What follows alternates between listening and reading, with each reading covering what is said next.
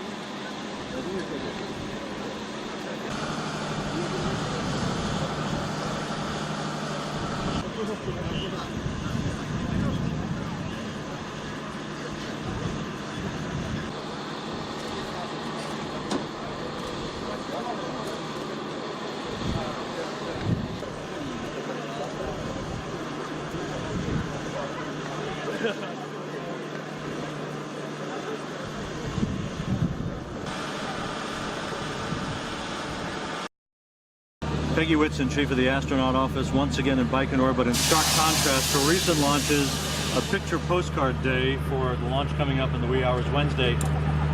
What are your thoughts here as we embark on yet another mission, but this time the mission that re-ups the crew to 6 and closes out the space shuttle era? Well, this is an exciting mission. Mike Fossum, Satoshi Furukawa, and Sergei Volkov are going to join the 3 crew that are already on orbit, getting us back up to a crew of 6. We're excited about it. They will be actually, in this next month, preparing for the last shuttle flight, STS-135's arrival in July.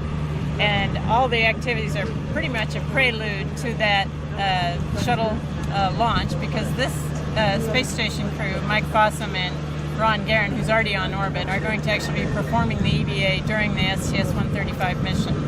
So that's kind of a unique novelty for this mission, in addition to the fact that obviously it's the last shuttle mission. Fossum, in the last 2 weeks here in Baikonur, has almost been like a kid in a candy store. You've talked to him. What are his thoughts, his feelings just about on the eve of launch? Oh, he's really ready to go. He's looking forward to the mission. They have a great crew. They have great camaraderie in this crew, and I'm looking forward to just their interactions with the ground. I hope they'll enjoy them as much as we have during their training flow. Obviously, everybody talks about this bittersweet transition moment in history. What are your thoughts as pretty soon we are to depend on the Soyuz for the next foreseeable future, the near future, exclusively for rides up and down? Well, the Soyuz is a very reliable vehicle, and we have a good partnership worked out with our Russian counterparts. I think it'll work out. We are hoping for a replacement to fill our gap on the U.S. side as soon as possible, obviously.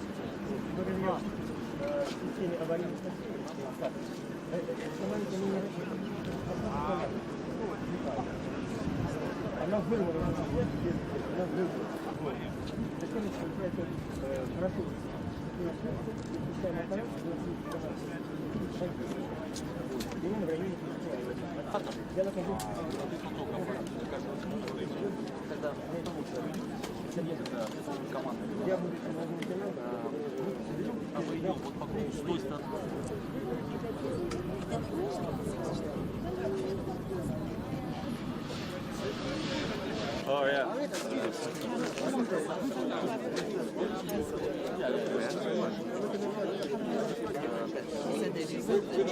Yeah. And are you back in the city?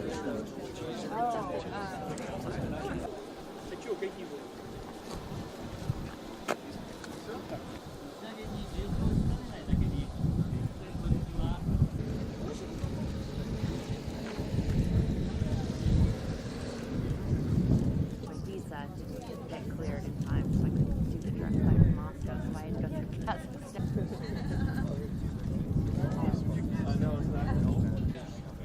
She's killing me. There's so many this and this.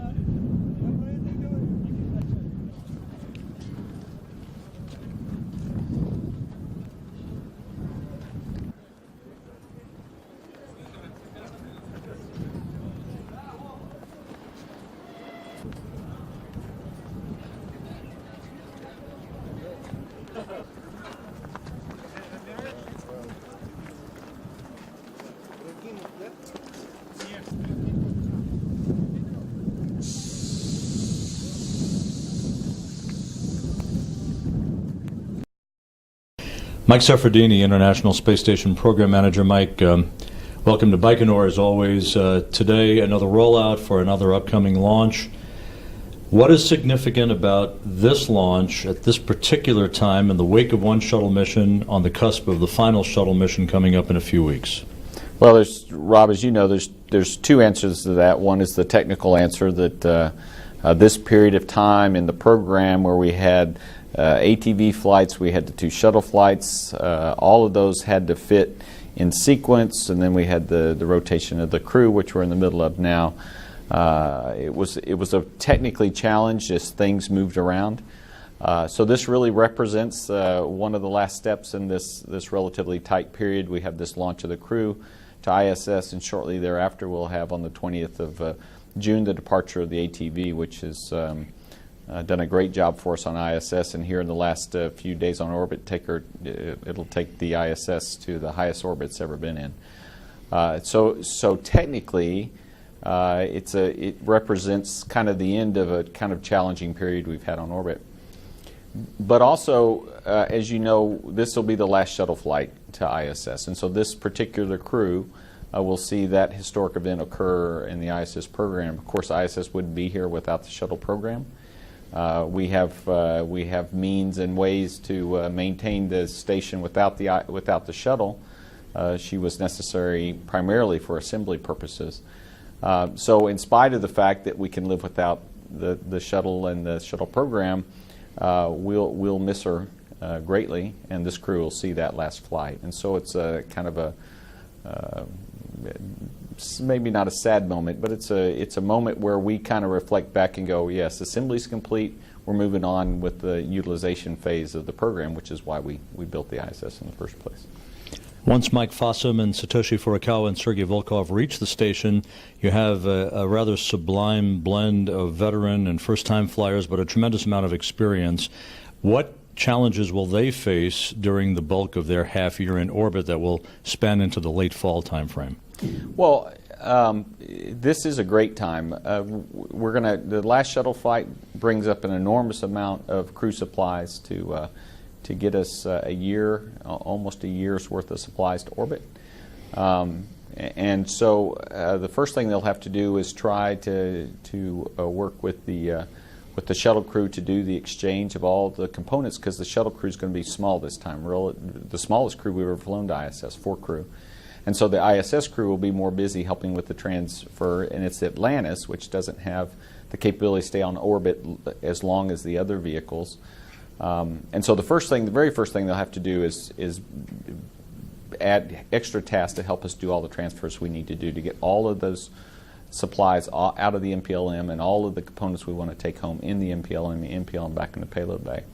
But after that, we're going to transition our whole process to more of a utilization capability. And so they're going to help us with this transition where we're going to start thinking more of allocating time to utilization, and all the systems work will have to fit within what's left. Whereas up until this point, we've been operating a little differently. All the systems was the priority, and the utilization got what was left. And so this is a major transition for us as a program, and the crew will be a big part of helping us through that.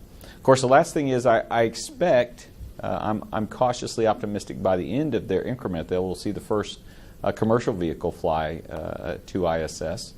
And while the training associated with that is not particularly over-the-top challenging in terms of crew time and capability, it will be a first, and with like all firsts, it can have its surprises, and so they'll spend a lot of time getting ready for that, and then of course implementing the actual docking when it does occur late in their increment.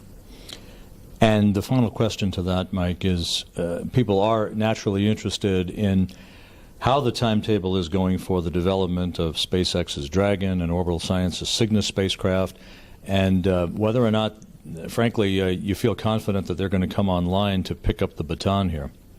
Well, there's coming online, and there's coming online in time. Both of these companies are doing a tremendous job building their spacecraft. We interact with them every day. They've got a lot of bright young engineers, well equipped and very dedicated who are building what appear to be tremendous spacecraft. However, even the most experienced companies will project a date when a new system will come online. You see it in the aircraft industry is the one I can think of off the top of my head that we hear the most of, but miss their dates. So while I expect this to slip to the right some, I do expect them to come to ISS in the near future. And one of the reasons why we flew STS-135 was to give us the additional supplies on orbit in case they do tend to slip to the right a little bit. Today they're both shooting for the end of this calendar year, and we're optimistic. We're cautiously optimistic they'll make that. However, we have about a year's worth of margin in case they hit snags along the way, normal kinds of things you see in developing a new spacecraft, which you can expect. So I do expect them to be there. They may or may not be there on the current schedule, but we've got the margin in the systems to let them to take the time they need to do it right and ultimately get to ISS on a regular basis. And finally, of course, we're here in Baikonur because the Soyuz ready to launch. Once again, our ticket to fly for the near future, anyway, up and down to station. A new head of Roscosmos. There is change in the air. How are you viewing that change, this transition period, in terms of the protection, sustenance, and safety of the ISS? Well, you know, as in any system, the head of the system can cause changes, affect changes.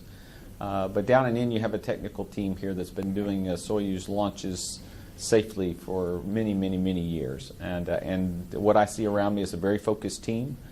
What I have heard about the inputs from the new leader, Vladimir Popovkin, is all good. I mean, he's keeping the team focused. He's not talking about dramatic changes to the guys down in here that do the day-to-day work. So I would expect this flight to be just like every other flight.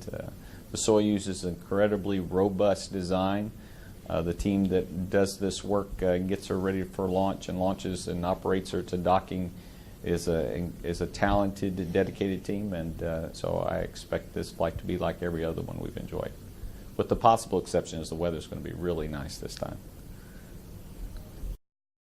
Bill Gerstenmaier, NASA's Associate Administrator for Space Operations here in Baikonur. Bill, another rollout today as another crew is on the verge of augmenting the space station back to 6 crew members.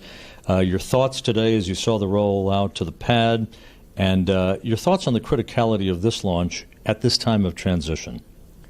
Yeah, I guess, again, my initial thoughts were the weather was just phenomenal today. It was a very pretty day for the rollout.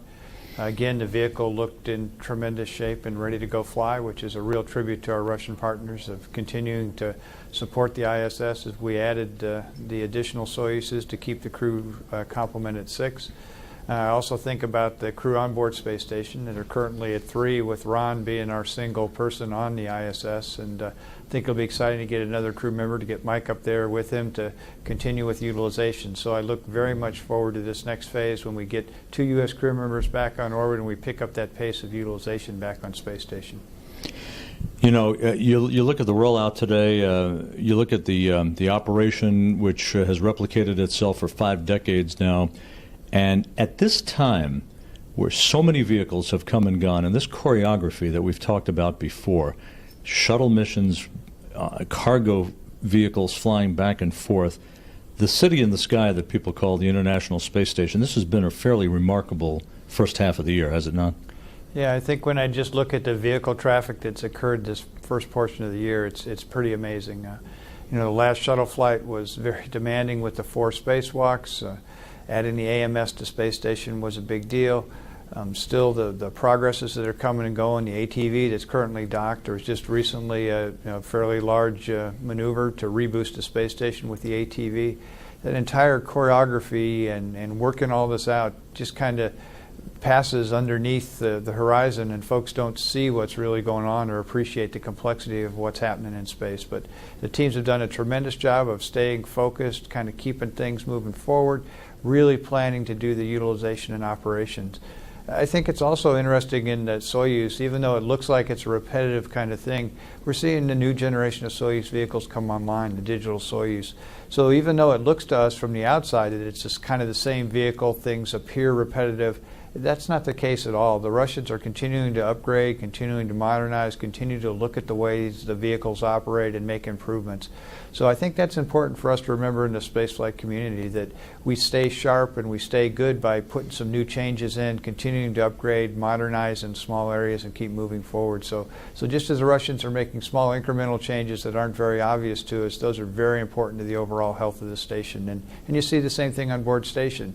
You know, Mike is redoing a bunch of components on station. We're going to increase our bandwidth next year so we can bring more data down, et cetera. So these look like static activities, but they are really not. They're continuing to grow and continue to expand and continue to get more capabilities. So again, it's a pretty amazing period, this first portion of 2011, as we kind of really execute all the things that we talked about doing in the years past. And the multinational facet of Space Station again receives an exclamation point with the arrival of Satoshi Furukawa. The Japanese are extremely excited about his presence on board, and again, if you look at the complexion of how station, from crew to crew, from mission to mission, it is a fairly remarkable activity. Yeah, it's pretty amazing. You know, when I came down here and all the Japanese journalists were here for Satoshi's flight, it's pretty exciting seeing the excitement of them who come down here to see the launch, to kind of see it through their eyes. You know, I've had the luxury and privilege of being here for many times to see the launches.